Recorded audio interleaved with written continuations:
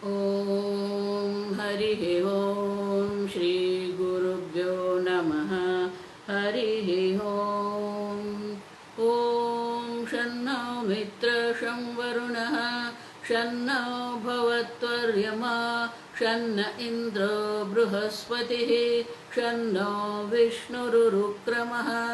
नमो ब्रह्मणे नमस्ते वायो त्वमेव प्रत्यक्षं ब्रह्मासि त्वमेव प्रत्यक्षं ब्रह्म वदिष्यामि ऋतं वदिष्यामि सत्यं वदिष्यामि तन्मामवतु तद्वक्तारमवतु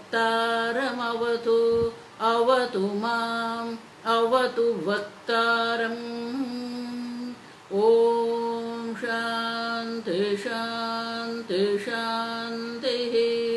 ॐ भद्रं कर्णेभिः शृणुयाम देवाः भद्रं पश्येमाक्षभिर्यजत्राः स्थिरैरङ्गैः स्तुष्टुवागुंसस्तनूभिः व्यशेम देवहितं यदायुः। स्वस्ति न इन्द्रो वृद्धश्रवाः स्वस्ति नः पूषा विश्ववेदाः स्वस्ति नस्तार्क्ष्यो अरिष्टनेमिः स्वस्ति नो बृहस्पतिर्दधातु। ॐ शान्ति शान्ति शान्तिः। ॐ सहना भवतु सहनौ भुनक्तु सह वीर्यङ्करवावहै तेजस्विनावधीतमस्तु मा विद्विषावहै। ॐ शान्ति शान्ति शान्तिः। सदाशिवसमारम्भां शङ्कराचार्यमध्यमाम् अस्मदाचार्यपर्यन्तां वन्दे गुरुपरम्परां। श्रुतिस्मृतिपुराणानाम् आलयं करुणालयं नमामि भगवत्पादं शङ्करं लोकशङ्करं शङ्करं शङ्कराचार्यं केशवं बादरायणं सूत्रभाष्यकृतौ वन्दे भगवन्तौ पुनः पुनः। ईश्वरो गुरुरात्मेति मूर्तिभेदविभागिने व्योमवद्व्याप्तदेहाय दक्षिणामूर्तये नमः। निधये सर्वविद्यानां विषजे भवरोगिणां गुरवे सर्वलोकानां दक्षिणामूर्तये नमः। ॐ नमः प्रणवार्थाय शुद्धज्ञानैकमूर्तये निर्मलाय प्रशान्ताय दक्षिणामूर्तये नमः। मंगल। ॐ नमः श्रीशङ्करानन्द गुरुपादाम्बुजन्मने। ॐ नमः श्रीशङ्करानन्द गुरुपादाम्बुजन्मने। सविलासमहामोहग्राहग्रासैककर्मणे सविलासमहामोहग्राहग्रासैककर्मणे।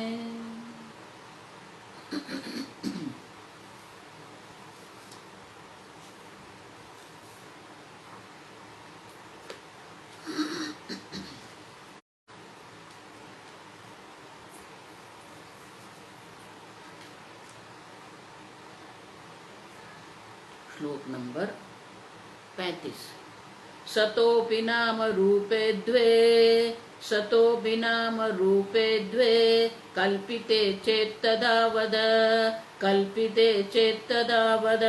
कुत्रेति निरधिष्ठानो कुत्रेति निरधिष्ठानो न भ्रमः क्वचिदीक्ष्यते न भ्रमः क्वचिदीक्ष्यते।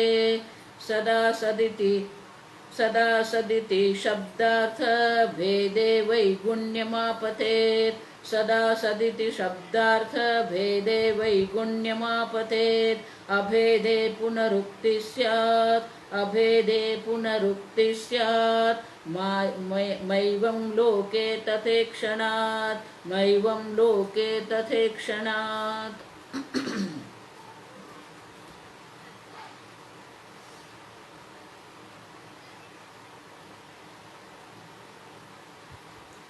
हमने शून्यवादी को दर्शाया कि आप जो कह रहे हैं वो तर्क संगत भी नहीं है और अनुभव में भी वो आ सकता नहीं है।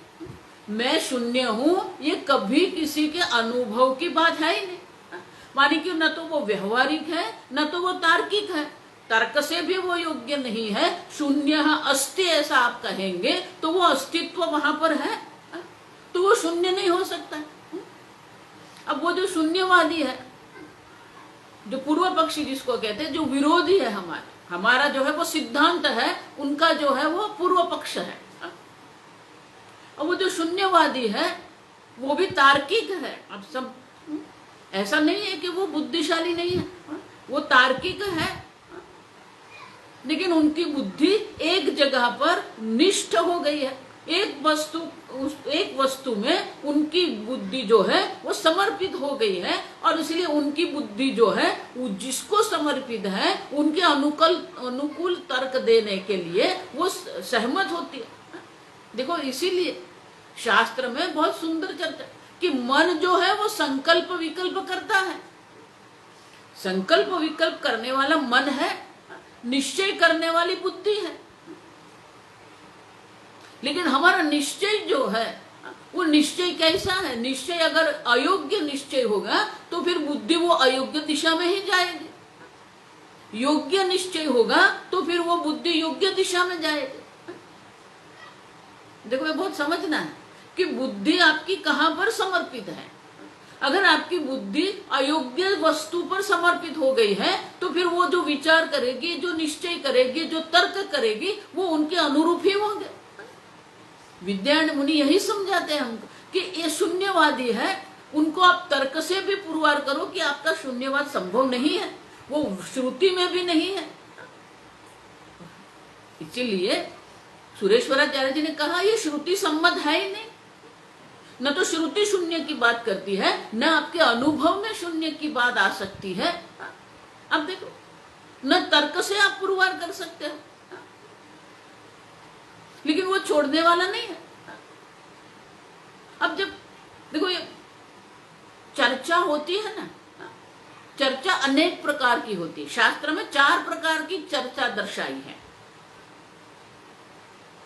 पहली चर्चा जो होती है वो जो समान बुद्धि वाले होते हैं, समान बुद्धि वाले जब चर्चा करते हैं उसको वाद कहते हैं। कुछ समझने के लिए, कोई निर्णय पर आने के लिए जब हम चर्चा करते हैं तो उसको हम वाद कहते हैं। समान बुद्धि वाले हैं, समान ज्ञान वाले हैं। दूसरा होता है संवाद होता है। गीता में भी क्या कहते हैं? हर एक अध्याय के अंत में कहते हैं श्री अर्जुन श्री कृष्णयोः संवादः। संवाद मानी कि एक गुरु है, अधिक ज्ञानवान है, दूसरा उनके पास कुछ सीखने वाला है, उसको कुछ सीखना है, उसको कुछ जानना है। और इसीलिए जो जानने के लिए तो उनको संवाद कहेंगे। जो शिष्य है वो प्रश्न भी पूछ सकता है, प्रश्न पूछेगा, लेकिन वो प्रश्न पूछने का जो उनका हेतु है वो अधिक स्पष्टता के लिए है। तो गुरु और शिष्य का जो होता है वो संवाद होता है। शिष्य भी प्रश्न उठा सकता है, गुरु जो कह रहे हैं उसके ऊपर वो प्रश्न उठाएगा, लेकिन वो गुरु को गलत अयोग्य पुरवार करने के लिए वो नहीं कह रहा है, अपनी ज्ञान की स्पष्टता के लिए वो प्रश्न पूछता है, उसको संवाद कहते हैं। तीसरा होता है जल्प। जल्प मानी क्या है? जो मैं कहता हूं वो सच है, मानी कि उनकी बुद्धि एक निर्णय पर अटक गई है और उसी को सत्य पुरवार करने के लिए, उसी को योग्य पुरवार करने के लिए वो जो तर्क करता है, जो बात करता है, उसको जल्प कहते हैं। माने कि मैं सच्चा हूं, वो अपने पर ही अड़ा हुआ है। सामने वाला क्या कह रहा है, सामने वाला क्या तर्क दे रहा है, वो सुनने को, स्वीकारने को तैयार ही नहीं है। वो अपने ही लेके बैठा है। देखो बहुत बार ऐसा होता है हमारा, अब हम एक बात पर अटक जाते हैं, फिर उसी पर हम चर्चा करते रहते हैं, उसी को हम सत्य पुरवार करने के लिए चर्चा करते रहते हैं। सामने वाला क्या कह रहा है, उनका तर्क क्या है, उनकी दृष्टि क्या है, उनका अभिप्राय क्या है, उनका मत क्या है, वो सुनने को तैयार ही नहीं। उसको जल्प कहते हैं। देखो ज्यादातर ये जल्प चलते रहते हैं। सब मानते हैं कि मैं ही सत्य हूं। ये चौथा होता है जिसको वितंडा कहते हैं।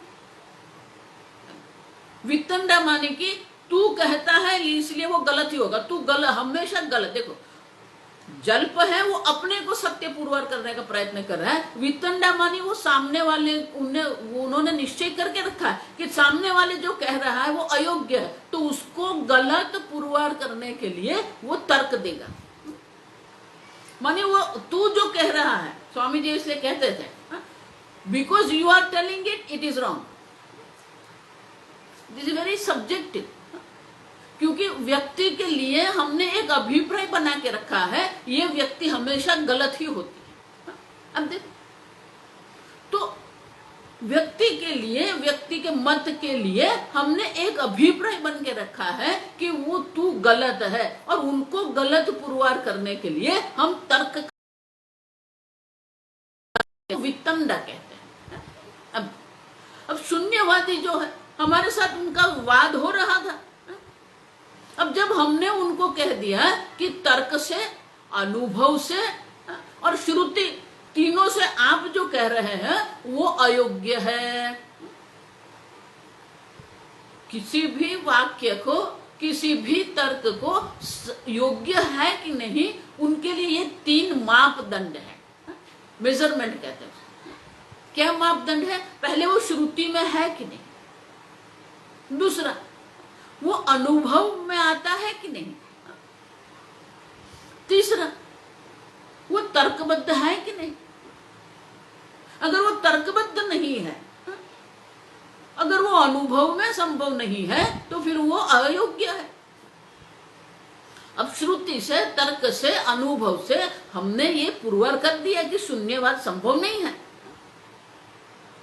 अब देखो, अब वो वितंडा पर उतर आया है। ये शून्यवादी जो है वो वितंडा पर उतर आया है, तू भी गलत है, मैं गलत हूं नहीं, तू भी गलत ही है। अब देखो वो क्या तर्क कर रहा है, कल हमने देखा। तो वो अभी हमारा जो सिद्धांत है, शास्त्र जो कहता है कि सदैव सौम्य इदमग्र आसीद एकमेव अद्वितीयम, अब वो हमारा जो सिद्धांत है उसमें दोष दिखाने के लिए वो प्रयत्न कर रहा है, वो वितंडा कर रहा है। अब देखो, तो कल हमने देखा कि वो कह रहा है क्या है, अगर नाम रूप है तो आपका सत भी नाम रूप है। सतोपि नाम रूपे द्वे, सत एक नाम है और एक सत रूप है, तो आपका सत भी नाम रूप है। कल्पिते चेत वद। अब देखो, तो हमने प्रश्न किया कि अगर आप कहते हैं कि सत भी नाम रूप है और नाम रूप कल्पित है, तो फिर आपका सत भी शून्य हो गया, क्योंकि नाम रूप कल्पित है। चेत वद। तो हम प्रश्न करते हैं, अगर आप कहते हो कि नाम, सत भी एक नाम और एक रूप है, तो सत अगर नाम रूप है तो आप हमें समझाइए। वद माने कि अब हम उसके प्रश्न पूछते हैं। उनमें 3 प्रश्न होते हैं।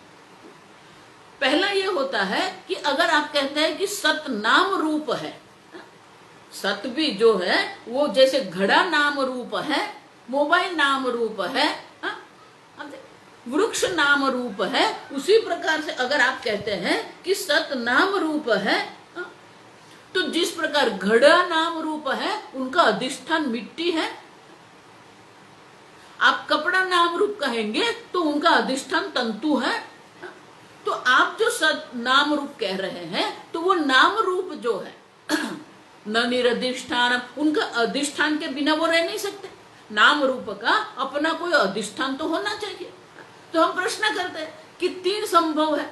अब देखो ठीक से, ना सत जो है अगर आप नाम रूप कहते हैं तो उनके अधिष्ठान के 3 संभावना है, 3 प्रकार की। पहले तो वो जो उनका अधिष्ठान है उतर सत, कहां पर वो कल्पित है? अगर सत भी नाम रूप है और वो भी कल्पित है तो उनकी कल्पना जो है वो सत में हुई है, असत में हुई है या जगत में हुई है।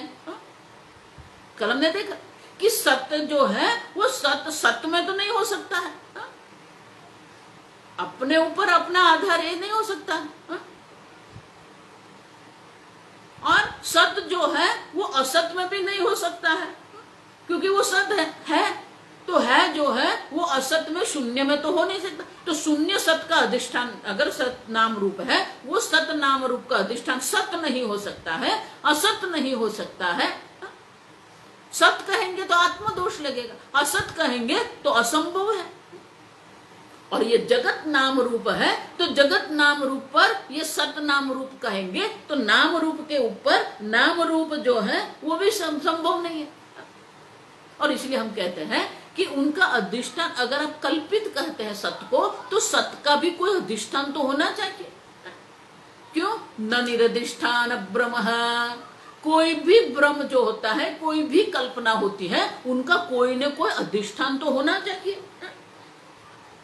और इसलिए हम कहते हैं कि सत नाम रूप है, कल्पित है, ये संभव नहीं है, क्योंकि उनका अधिष्ठान सोचना पड़ेगा। सत का अधिष्ठान सत कहते हैं वो संभव नहीं है, सत का अधिष्ठान असत हो सकता नहीं है, और सत का अधिष्ठान ये जगत भी नहीं हो सकता। अब वो मानने को तैयार नहीं, और इसीलिए आगे कहते हैं, देखो अभी वो वितंडा पर उतर आया, और जब वितंडा पर उतर आया है तो फिर वो हमारे वाक्य में सदैव सौम्य इदम अग्र आसीत, सद एव आसीत। अब वो सद और आसीत 2 शब्द पकड़ के हमारे जो सिद्धांत है उसमें दोष दर्शाने का वो प्रयत्न कर रहा है। तो ये 36वें श्लोक में कहता है सद आसीत इति शब्दार्थ भेदे। अब देखो आपने 2 शब्द का प्रयोग किया है, एक है सत और दूसरा है आसीत। सत पहले था, तो बोलते हैं कि ये शब्दार्थ जो आपने 2 शब्द किया है, शब्द भेदयो अर्थ भेद अस्ति न वा। अब जो इसको सत कहते हैं, तो सत कहते हैं तो वो सत है, तो सत तो है। आप कहते हैं आसीत था, तो 2 शब्द है, वो शब्द में भेद है कि नहीं? अगर आप कहते हैं कि वो शब्द में भेद है, भिन्न पर शब्द है, एक सत शब्द है, दूसरा आसित शब्द है, तो वो भिन्न है कि एक है? अगर आप कहेंगे भिन्न है तो वैगुण्य दोष लगेगा। क्यों? क्योंकि आपका जो वाक्य है सद आसित, सत था, तो वो 2 शब्द है। तो जो आसित शब्द है वो सत्य का क्या कहेंगे, सत्य का अस्तित्व दर्शाता है। और इसलिए कहते हैं कि अगर दोनों जो है, दोनों को अगर आप मानेंगे तो वैगुण्य दोष लगेगा। क्यों वैगुण्य लगेगा? क्योंकि आपने तो कहा एक अद्वितीय है, अगर वो अद्वितीय है तो फिर 2 बन जाएंगे, एक सद है और एक आसित है, 2 शब्द हो गए, और 2 शब्द है तो द्वैत हो गया, तो वैगुण्य हो गया। वैगुण्य मानी दोष है। तो बोलते हैं कि आप तो कहते हैं सद आपका अद्वितीय है, तो वो सद से दूसरा आसित हो गया, 2 शब्द होंगे। और अगर आप कहते हैं कि द्वैत में हो जाएगा, आपकी अद्वैत की हानि हो जाएगी। और अगर आप कहते हैं कि दोनों एक ही है, अगर एक ही है तो 2 शब्द का प्रयोग करने की आवश्यकता क्यों है? अब देखो आधिक्य कहते हैं, आवश्यकता से ज्यादा शब्द का प्रयोग करना जो है वो अयोग्य है। अब बोलो सत एक अद्वितीय आसित क्यों बोल रहे हो आप? आसित बोलने की कोई आवश्यकता ही नहीं आपको। और इसलिए कहते हैं अगर दो शब्द है लेकिन दोनों का अर्थ एक ही है तो पुनरुक्ति हो जाएगी, ये बार बार कहने का हो जाएगा। और इसी कहते हैं पहले अगर सत और असत जो है दो है तो वही गुण्य दोष लगेगा, अगर एक ही है तो पुनरुक्ति दोष लगेगा। तर्क में ऐसे कहते हैं कि वैगुण्य दोष माने कि जो आप जो तर्क कर रहे हैं उसमें उससे विरोध नहीं होना चाहिए। और इसलिए कहते हैं या तो आपको वैगुण्य दोष माने द्वैत हो जाएगा या तो फिर वो पुनरुक्ति हो जाएगी। और इसीलिए ये दोनों दोष आपको प्राप्त हो सकते हैं। अभेदे पुनरुक्ति ही, शब्दार्थ भेदे, जो भेद है तो वैगुण्य दोष लगेगा मानी द्वैत सिद्ध हो जाएगा। अगर एक ही है तो पुनरुक्ति दोष है, अभेदे पुनरुक्ति ही स्यात्। अब देखो आप ही कहते हो कि सदासित, अब मेरा शून्यवाद आप छोड़ दो, मेरा शून्यवाद आप छोड़ दो, आप ही देखो आप क्या कह रहे हैं। तो कहते हैं कि दोनों शब्द के अर्थ भेद होगा तो फिर वो द्वैत हो जाएगा, अगर अर्थ भेद नहीं है ऐसा आप कहते हैं। सत और आसित जो है समानार्थी है तो पुनरुक्ति ही मा एवं लोके तथा ईक्षणात्। अब देखो लेकिन ऐसा तो हम देखते हैं व्यवहार में, व्यवहार में ऐसा हम नहीं देखते। पुनरुक्ति भी योग्य नहीं है और द्वैत अगर आप जो कह रहे हैं उससे विरुद्ध बात आप कह रहे हैं वो भी योग्य नहीं है, ये व्यवहारिक नहीं है। आप जैसे मुझे कहते हैं कि मेरा शून्य व्यवहारिक नहीं है तो आपका सत आसित जो कह रहे हैं वो भी व्यवहारिक नहीं है। नई क्षणात लोके, लोक व्यवहार में ऐसा हम नहीं देखते हैं। अब जैसे ही उसने कहा ना लोके तथा ईक्षणात् न माँ एवं माँ मानी नहीं, तो व्यवहार में भी हम ऐसा देखते नहीं है। तो आपका सत आसित आप कह रहे हैं वो भी आपका गलत हो गया, वो योग्य नहीं है। तो हम कहते हैं कि नहीं वो भी योग्य है। अब देखो ठीक से समझ, तो वो कह रहा है कि सद आसित ऐसा आप कहेंगे, एक ही शब्द है, एक ही वस्तु का वो वर्णन कर रहे हैं और उसमें पुनरुक्ति दोष नहीं है, ऐसा अगर आप कहते हैं तो विद्यायण मुनि उनको उत्तर देते हैं। सिद्धांतवादी जो है वो कहते हैं कि ये पुनरुक्ति जो है वे व्यवहार में होता है। तो अगले श्लोक में दर्शाते हैं कैसे ये पुनरुक्ति जो होती है वो व्यवहारिक है। सद आसित दोनों एक ही है, दो वस्तु नहीं है, अर्थ भेद नहीं है वहां पर। तो फिर आसित कहने की क्या जरूरत, सद एक अद्वितीय ऐसा ही बोलो। आसित शब्द का प्रयोग क्यों कर रहे हो आप?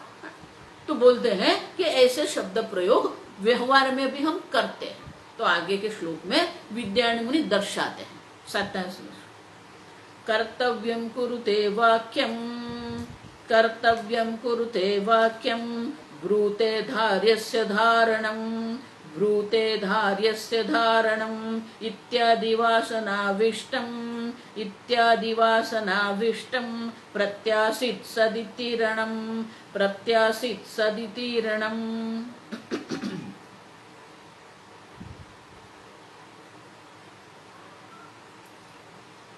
अब कर्तव्यम कुरुते, वो कर्तव्य कर रहा है। तो कर्तव्य मानी कर्म आ गया, लेकिन वो क्रियापद हम लगाते हैं। वो कर्तव्य कर रहा है, कर्तव्य का अनुष्ठान करता है। अब तो करता है आ गया, तो कर्तव्य शब्द में कर्म तो हो गया, लेकिन वो क्रियापद का प्रयोग हम करते हैं। वाक्यम ब्रूते, वाक्य बोल रहा है, तो वाक्य है तो बोलना ही होगा। तो फिर आप ब्रूते शब्द क्रियापद का प्रयोग क्यों कर रहे हैं? तो ये सामान्य है। अब देखो कर्तव्य करता है, कर्तव्य का पालन करता है, वाक्य बोल रहा है, इतना ही नहीं, धार्यस्य धारणम, धार्यस्य धारणम, जो कोई धारण करवा योग्य है उनको वो धारण करता है। अब देख, इति इत्यादि वासना आविष्टम प्रत्याशित सद इति रणम, ये व्यवहारिक है। सद आसिद भी व्यवहारिक ही है, और व्यवहार नहीं है। देखो इसलिए मैं कहती हूँ वेदांत जो भी चर्चा कर, वेदांत में जो भी चर्चा होती है, वेदांत का जो उपदेश है वो कभी भी आपके अनुभव से विरुद्ध नहीं है, आपकी समझ से विरुद्ध है, आपके ज्ञान से वो विरुद्ध है, लेकिन आपके अनुभव से वो विरुद्ध नहीं है। आपका जो अनुभव है वही वेदांत चर्चा करते हैं। इसलिए वेदांत में दो बात है, एक आप जो इच्छते हैं, आपकी जो इच्छा है वो इच्छा के अनुसार ही वो उपदेश है। आपकी इच्छा क्या है? सुखम में स्यात्, मुझे अनंत सुख चाहिए। अब देखो ये आपकी इच्छा है। स्वामी जी हमेशा इसलिए कहते हैं कि वेदांत आपके अनुभव से विरुद्ध नहीं है और आपकी इच्छा से विरुद्ध भी नहीं है। आप तो इच्छती ही है मुझे सुखी होना है, अब और आपका अनुभव क्या है? आपके अनुभव देखो, आप अगले प्रकरण में हमने बहुत विस्तार से ये चर्चा किया है कि ज्ञान एक बात होती है, अनुभव दूसरी बात होती है। और जो अनुभव आप कर रहे हैं, अगर आपके पास योग्य ज्ञान नहीं होगा तो आपका अनुभव जो है वो अनुभव पर से आप अयोग्य निश्चय कर सकते हैं। देखो मैं आपको दृष्टांत देती हूं। किसी को बुखार है, उसका शरीर तप रहा है, बहुत बुखार है, जोर से बुखार आया है उसको। अब आप डॉक्टर को बताएंगे, ठीक से समझते, तो बुखार आया है और आप डॉक्टर के पास जाते हैं तो डॉक्टर पूछता है कितने कितने दिन से आ रहा है, कितना आ रहा है, तो वो बुखार जो है किस प्रकार का बुखार है, कितना जाता है, वो कम होता है कि नहीं, कितने दिन से है, ये सब डॉक्टर हमें प्रश्न पूछते हैं। अगर डॉक्टर का ज्ञान अयोग्य होगा तो वो जो प्रश्न पूछ रहे हैं और हम जो उत्तर दे रहे हैं वो हमारे उत्तर के आधार पर, अगर उनका ज्ञान अयोग्य होगा तो निश्चय भी अयोग्य होगा। अब देखो, उनको तो हमने माहिती दे दिया है, लेकिन वो जो माहिती उनके पास है उसके आधार पर वो जो निर्णय कर रहा है वो उनके ज्ञान पर आधारित है। उसी प्रकार से आपका अनुभव है, लेकिन वो अनुभव आप जो कर रहे हैं वो आपके ज्ञान के अभाव के कारण आपका जो निर्णय है वो गलत है। अब समझो, वेदांत आपको कोई नई बात नहीं कर रहा है, कोई सातवें आसमान की बात वेदांत नहीं कर रहा है। वेदांत आपके ही अनुभव को सूक्ष्मता से विश्लेषण करके आपको दर्शाते हैं कि आप जो इच्छते हैं वो आप ही है। स्वामी जी हमेशा कहते हैं what you want is you. अब समझो, देखो ये विरोधाभास है। आप अपने आप को ही ढूंढ रहे हैं। इसीलिए कबीर भी क्या कहते हैं, लहर ढूंढे लहर को, कपड़ा ढूंढे सूत, जीव ढूंढे ब्रह्म को, तीनों ऊत के ऊत। What you want is you. अगर मैं ही हूं तो मैं इच्छा क्यों करता हूं? कर रहे हैं, यही तो है। अब देखो, बाहर हम ढूंढ रहे हैं, बाहर ढूंढने की आवश्यकता ही नहीं है। समस्या आपके अंदर है। और आप जैसे वो मैंने बताया, वो दादी थी, सुई खो गई उनकी, वो कहाँ ढूंढ रहे? बाहर ढूंढ रहे। क्यों? बाहर लाइट है, प्रकाश है। जो खो गया है वो आप है, जो पाना है वो भी आप ही है। आपको अपने आप को पाना है। आत्मनि आत्मना एव पश्यति। इसलिए भगवान भी कहते हैं आपको अपने आप के द्वारा ही अपने आप का दर्शन करना है। आप समझो, वेदांत जो चर्चा कर रहे हैं वो आपके अनुभव से विरुद्ध नहीं है, तर्क से विरुद्ध भी नहीं है। आप समझो, और इसीलिए सद आसित, अब जब कहते हैं कि सद आसित, ये जगत पहले सत था, तो दो शब्द हम प्रयोग कर रहे हैं, लेकिन वो शब्द प्रयोग करने में कोई वैगुण्य द्वैत भी पुरवार नहीं होता है और पुनरुक्ति का दोष भी नहीं है, क्योंकि ये व्यवहारिक है। धार्य साधारणा वाक्यम ब्रूवे ब्रूते, अब देखो, कर्तव्यम कुरुते,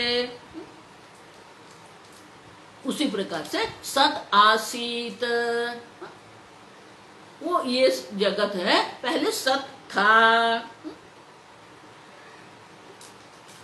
हमारा जो स्तर है, हमारी समझ का जो स्तर है, उसी स्तर पर आके श्रुति माता हमें समझाने का प्रयत्न कर रही है।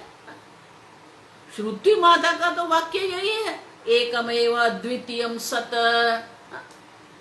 सत्यम ज्ञानम अनंतम ब्रह्म, लेकिन समझ में नहीं आ रहा।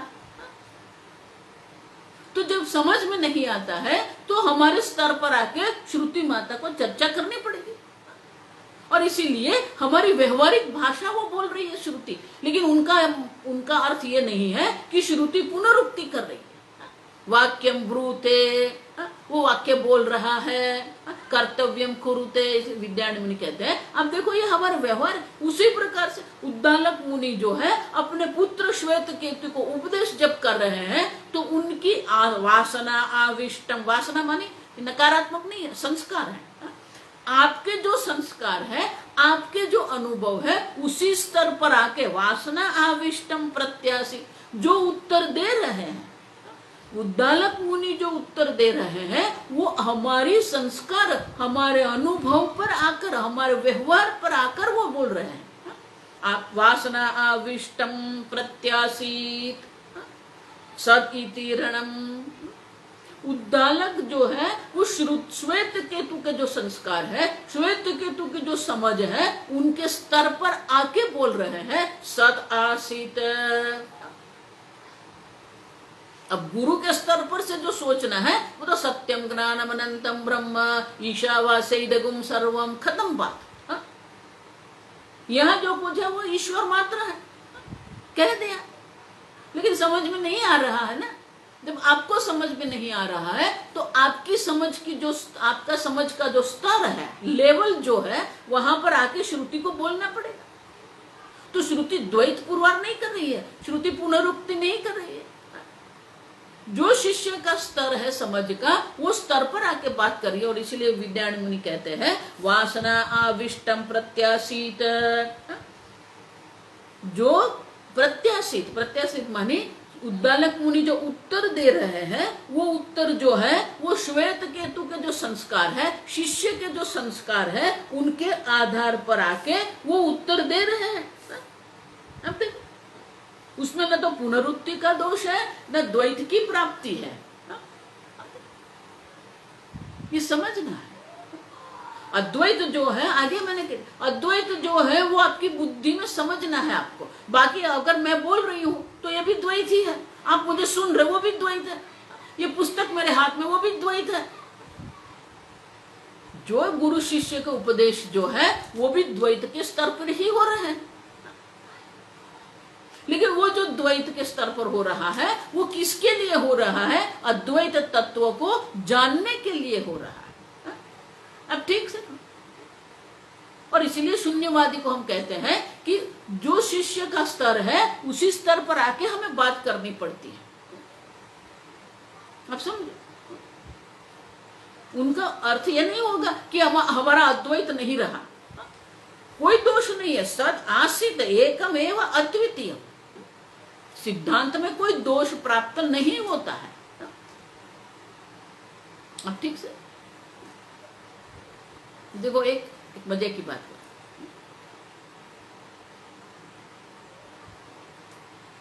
एक दादा थे।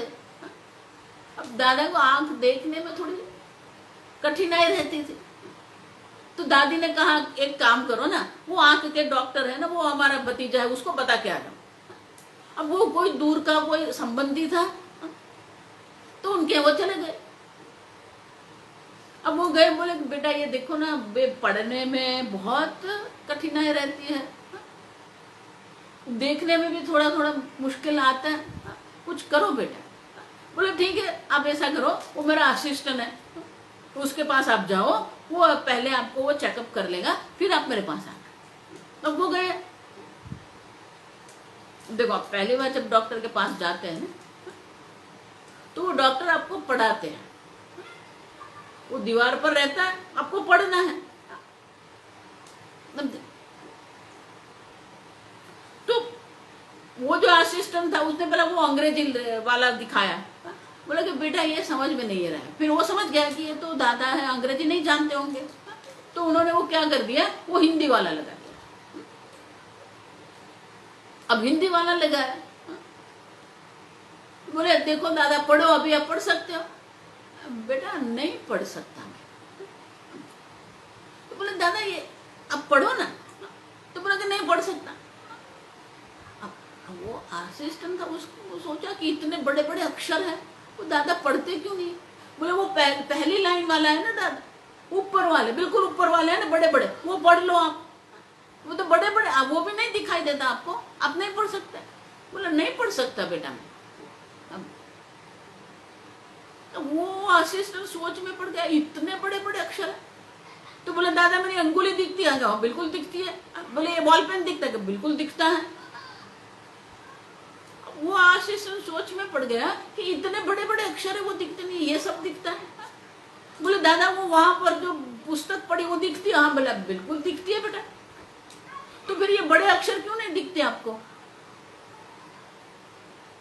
अरे बेटा दिखते हैं तो पढ़ो ना दादा, दिखते हैं तो। अब दादा को भी गुस्सा आ गया, अरे बोल रहा हूं ना मुझे पढ़ना नहीं आता है। वो हिंदी भी पढ़ना जानते ही नहीं, लिखना पढ़ना दादा जानते नहीं। अब देखो अब वो न तो अंग्रेजी जानते हैं, ना हिंदी पढ़ना लिखना जानते हैं। अब उसको बोलेंगे आप पढ़ो आप पढ़ो, कैसे पढ़ेंगे वो, समझो। तो फिर उनके जो है उनके स्तर पर आपको जाना पड़ेगा। देखो इसीलिए एक तीसरा होता है, उसमें वो बिंदु लगाते हैं, बड़े बिंदु होते हैं, काले बिंदु होते हैं, फिर छोटे छोटे करते जाते हैं, सबसे छोटे भी होते हैं। अब समझ। तो जो व्यक्ति का स्तर है वो स्तर पर आपको आना पड़ेगा। और इसीलिए कहते हैं वासना आविष्टम। वासना मानी आपके संस्कार, आपके क्या संस्कार है, आपकी क्या समझ है, उसके स्तर पर ये बोल रहे हैं। और इसलिए कहते हैं कि श्वेत केतु के जो संस्कार है, श्वेत केतु की जो समझ है, वो समझ के स्तर पर से हम बोल रहे हैं। उसमें न तो कोई द्वैत की प्राप्ति होती है, न तो कोई पुनरुक्ति का दोष है। सत आसित वो ठीक ही है।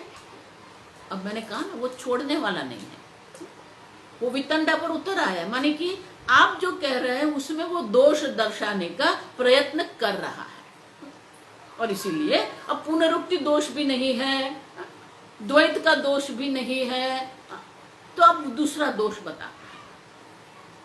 ठीक से समझना, ये वितंडा कैसा होता है ना, ये पहले जो था वो जल्प था, वो शून्यवाद को पुरवार करने का प्रयत्न करता था। अब जल्पवाद नहीं रहा तो वितंडावाद पर वो आ गया, अब वो वितंडा कर रहा है। अब देखो ये समझना है, इसके द्वारा ही हमारी भी समझ स्पष्ट होगी। हमारे अंदर भी ये वितंडा हो सकता है, हमारे अंदर भी इस प्रकार का जल्प अंदर हो सकता है। ऐसा मत मानना कि शून्यवादी बाहर है, शून्यवादी हमारे अंदर ही है। सांख्यवादी बाहर नहीं होता, वो भी हमारे अंदर ही है।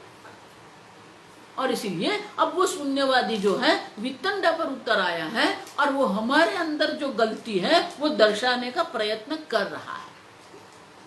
अब देख, तो आगे एक और दोष दर्शाता है, श्लोक हम पढ़ेंगे। कालाभावे पुरात्युक्तिः कालाभावे पुरत्युक्तिः कालवासनया युतं शिष्यं प्रत्येव तेनात्र शिष्यत् प्रत्येव तेनात्र द्वितीयं न हि शंख्यते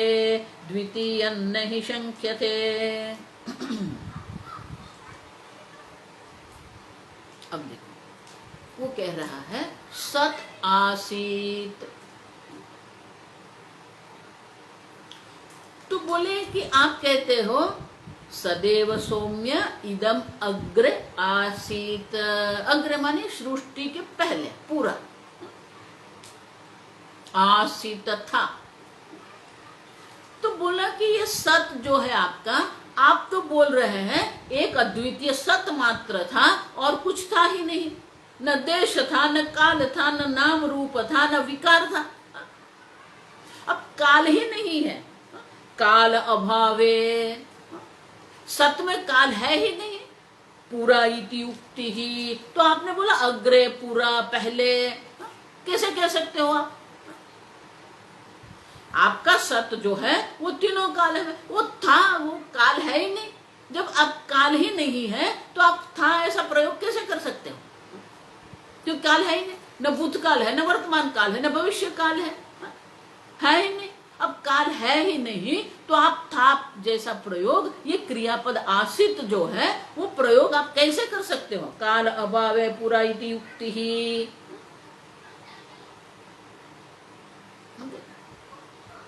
तो कहते हैं उसमें भी कोई दोष नहीं है।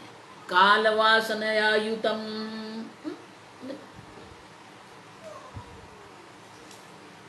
हमारे वाक्य के जो प्रयोग है, व्यवहारिक प्रयोग है, उसके हिसाब से हम कहते हैं उसी प्रकार से काल वासना भी हमारे अंदर है, वो शिष्य के स्तर पर है।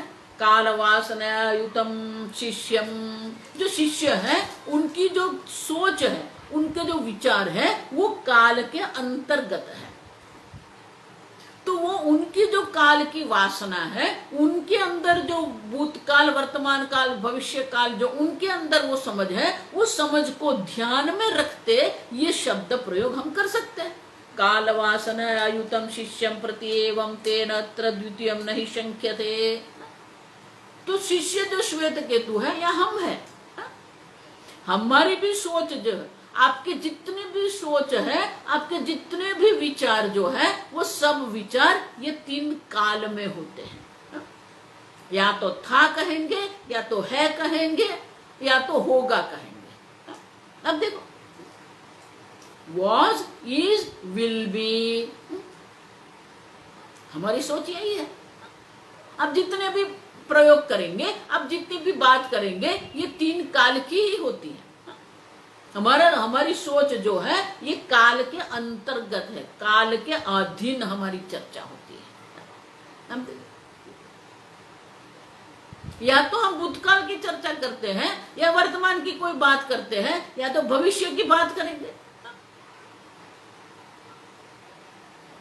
इसलिए पूज्य स्वामी जी कहते थे ज्ञान जो है तीनों काल में उनका काल के साथ कोई संबंध है ही नहीं। अविनाशी तु तद्विद्धि, आत्मा अविनाशी है माने क्या है?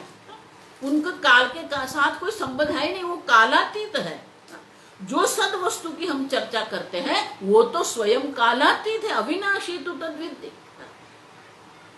न जायते न म्रियते, है ही नहीं, काल से पर है वो, विकार से पर है वो। लेकिन उनको समझाने के लिए ये काल का प्रयोग करना पड़ता है हम। तो हमारी विचार की पद्धति है वो काल के अंतर्गत है। देखो इसलिए मैं कहती हूं वेदांत जो है वो वर्तमान है, वो आप है। वर्तमान माने आप है। अब देखो आपके अंदर कोई काल नहीं है, लेकिन आप सोच रहे हैं कि मेरा जन्म होगा, इसलिए बोलना पड़ता है पुनर्जन्म न विद्यते। पहले कहते हैं जन्म है ही नहीं, अब जब जन्म ही नहीं है तो आप पुनर्जन्म की बात क्यों कर रहे हैं? क्योंकि वो संभव है। ठीक से वेदांत माने वर्तमान काल, और वर्तमान काल भी क्या है? देखो ये भी चर्चा हम आगे करके गए। अगर हम कहेंगे देवदत्त पचती, देवदत्त रसोई कर रहा है, ये वर्तमान काल है। देवदत्त पचती, ठीक से समझ, ये पचती जो है वर्तमान काल है। आधे घंटे के पहले भी आप यही कहते थे देवदत्त पचती, अभी भी आप कह देवदत्त पचती। 15 मिनट के बाद आप पूछेंगे देवदत्त क्या कर रहा है, देवदत्त पचती। अब 1 घंटा हो गया, आपका प्रयोग तो वही का वही रहा, पचती पचती पचती। तो क्या आपका वर्तमान काल 1 घंटे का है? अब तो समझो, पहले भी हम कहते थे पचती, अभी भी कह रहे हैं पचती, बाद में भी कहेंगे पचती। तो ये कालखंड जो है, देखो शास्त्र में ये कालखंड की बहुत सारी चर्चा। तो ये कालखंड जो है, वो कालखंड में एक ही शब्द का प्रयोग है, पचती पचती पचती। तो वर्तमान क्या काल क्या है?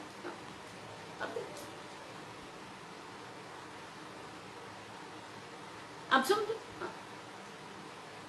ये युग भी वर्तमान है, कल्प कहेंगे वो भी वर्तमान है, युग कहेंगे वो भी वर्तमान काल है, वर्ष कहेंगे तो वो भी वर्तमान काल है,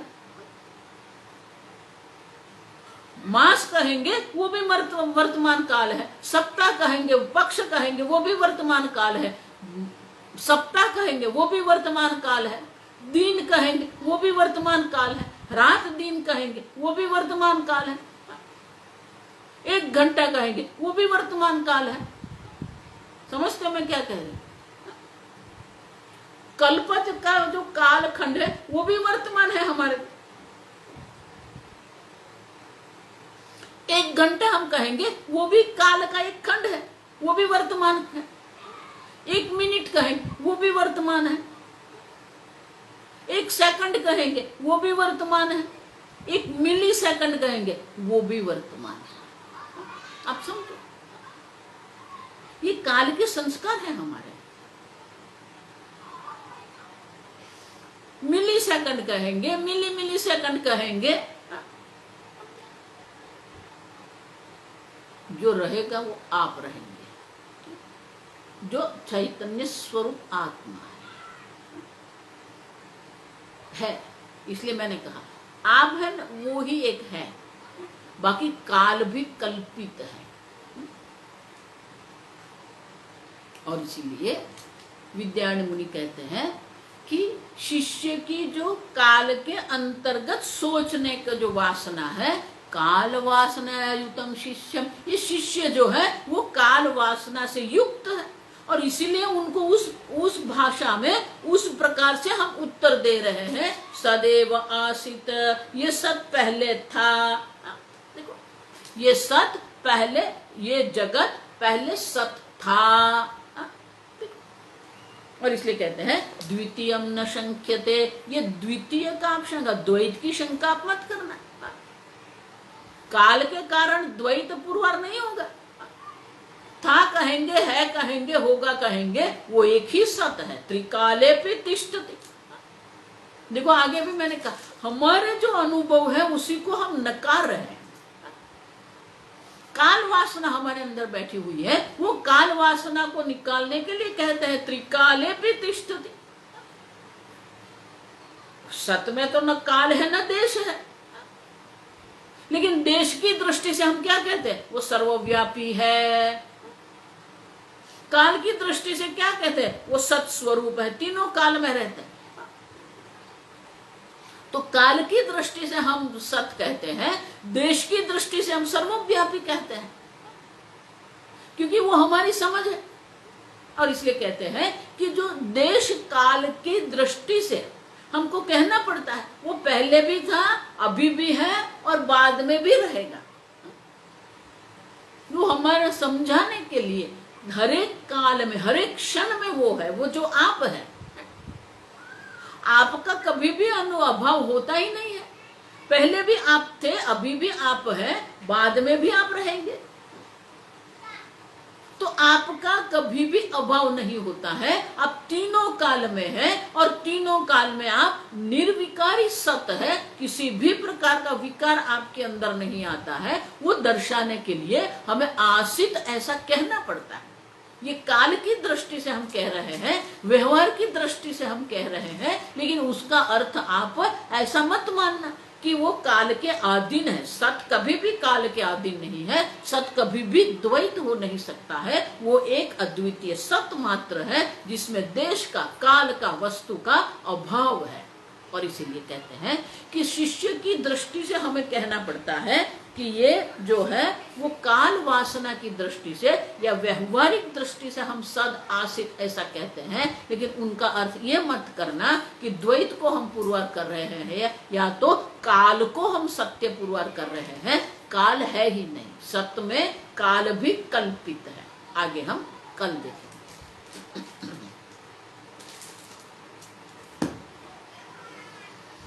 ओम स्वस्ति प्रजाभ्यः परिपालयन्तां न्यायेन मार्गेण महिं महिषाः। गोब्राह्मणेभ्यः शुभमस्तु नित्यं। लोकाः समस्ताः सुखिनो भवन्तु। काले वर्षतु पर्जन्यः। पृथिवी सस्यशालिनी। देशोऽयं क्षोभरहितः। ब्राह्मणाः सन्तु निर्भयाः। ओम सर्वेषां स्वस्तिर्भवतु। सर्वेषां शान्तिर्भवतु। सर्वेषां पूर्णं भवतु। सर्वेषां मङ्गलं भवतु।